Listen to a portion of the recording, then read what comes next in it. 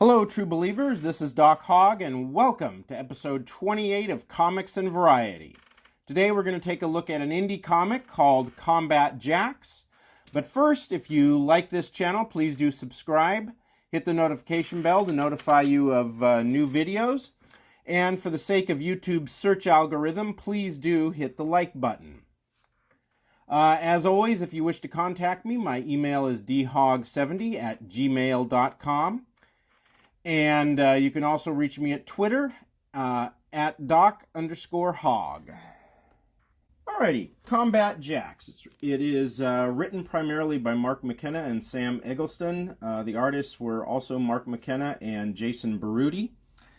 And with a cover artwork like that, how can it fail to be anything but good? Unfortunately, I found it to be just about anything but good. And I really wish my review of Combat Jacks was a positive one. Sorry to say that it's not, and I feel a little guilty about giving it a bad review. I want indie comics to do well. I think their success is a big part of the Comics Gate movement. And in the short term, a bad review hurts that. But I was talking to a friend of mine, and he said that I should do it because for indie comics to succeed, they have to, in the long run, be quality comic books. And we should criticize them when they're not. And in the long run, that's part of how we get better comics. So again, I do feel a little guilty about this, but that's enough whining. So let's get to it. Alrighty, the plot of Combat Jacks involves a group of convicts who are sent to settle and terraform a planet called Maya, and Earth loses contact with them. So a squadron of Marines go in, find all but one of the settlers dead, and they are attacked by aliens, and it becomes a desperate race to get out alive. Does that sound familiar? Okay, you're borrowing basically another plot, but so what? There's really nothing wrong with that if you tell a good story and maybe give it a different kind of interesting twist. And you think you'd have that with the Jacks. I mean, how can basically the aliens being these man-eating pumpkins not be a great twist? And I do love this idea of a man-eating pumpkin. Wait, does it get any better than that? But I have to say that's one reason why I'm so disappointed that the story is both dull and confusing. So why is it dull? Well, for starters, the battles just aren't that interesting. It's just shoot, shoot, shoot, and shoot some more. There's no attempt to figure out how the Jacks operate, how they can be best defeated, or anything like that. Next, you don't really care about any of the characters. Indeed, it's not clear really until the end who the main characters are. Now, here are the characters. Two of them survive at the end, J.T. Rogers and Dorothy Darling, so presumably they're the main characters, but there's nothing in the comic that makes us aware of that, and ultimately nothing there that makes us care for them. There's no, say, backstory, no flashback, no conversation or interaction between these characters that lets us know that, they're the main characters and that you're supposed to care for them. In Aliens, you know that Ripley is the main character because, she is the survivor from the previous movie. Another thing that makes it dull is the often expressionless faces. I'll give you a couple of examples here. This is a face that is looking at a massive giant jack, a massive giant man-eating pumpkin. Does it look like it's shocked or scared? No. Or this one here of a Marine giving orders to attack. Does it look like she means business? Is there any sort of desperation in her face? No.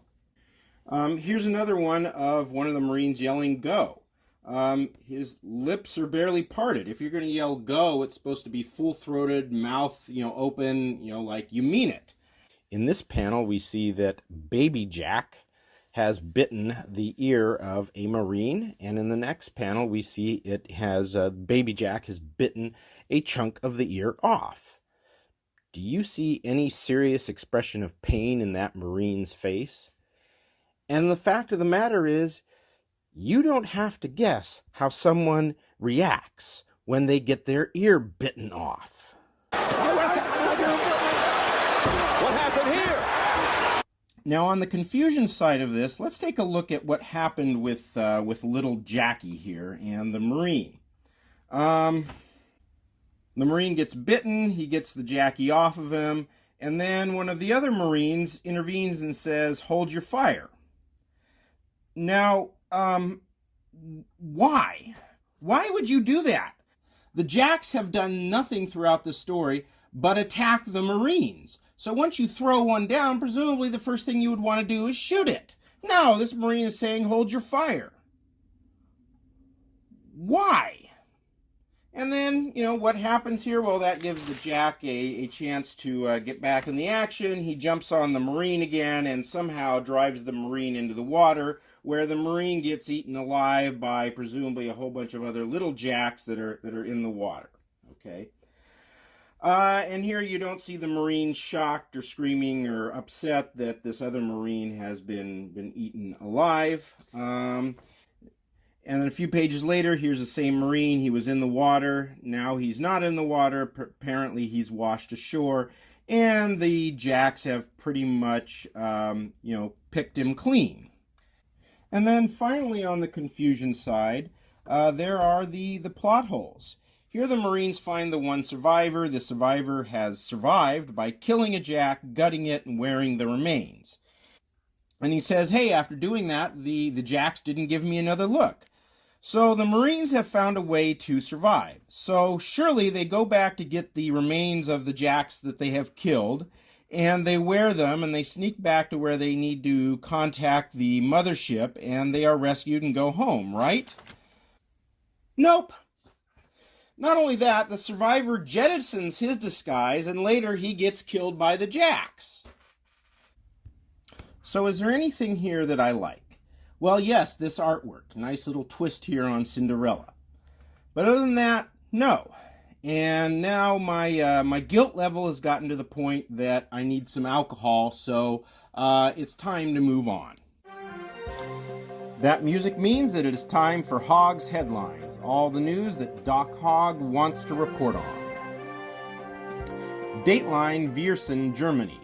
A German police department said a driver was spared from a speeding fine when a dove swooped between the vehicle and a traffic camera.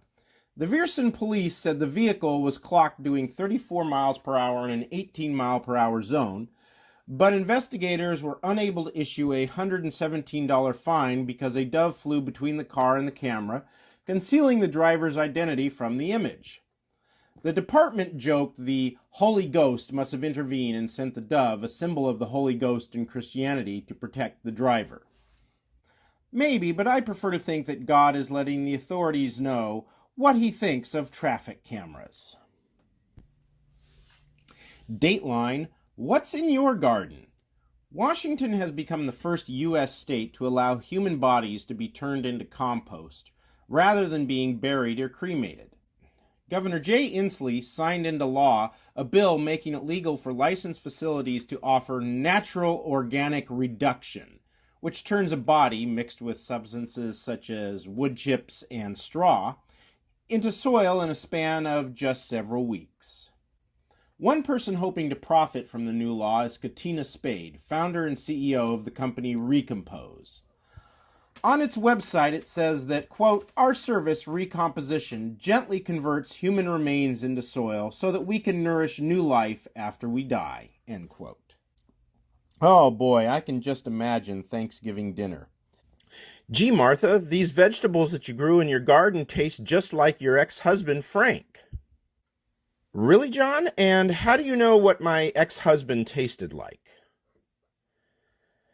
Well, that's all for now. I'll provide links to those articles in the comments below. Otherwise, have a very nice day.